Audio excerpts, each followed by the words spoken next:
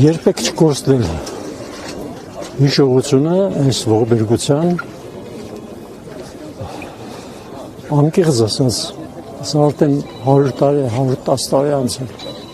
Եվ ես չգիտեմ սա ինչքան դեռ կշարունակվի ցեղասպանություն, ես ոնց որ արդեն ինքս էլ վերապրած լինեմ։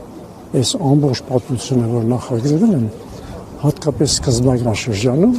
եւ ես տեղեկություն չունեի այդ ցեղասպանությունը ինչ է։ Շաքարում եմ, տեսես բան կա,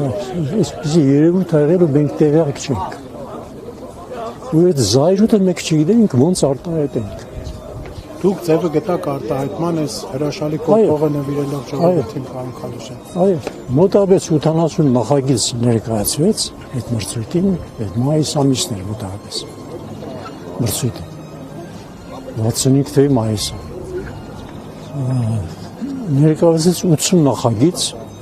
ով հնարավորություններ մասնակցել էր։ Մենք էլ որպես երիտասարդ մասնակցեցինք։ Մեզ ոչ ոք չէր հրավիրել։ Մտածում ենք, որ մենք պարտքի կատարեցինք պարտականությունները, բնական համոզված լինելով, որ իհարկե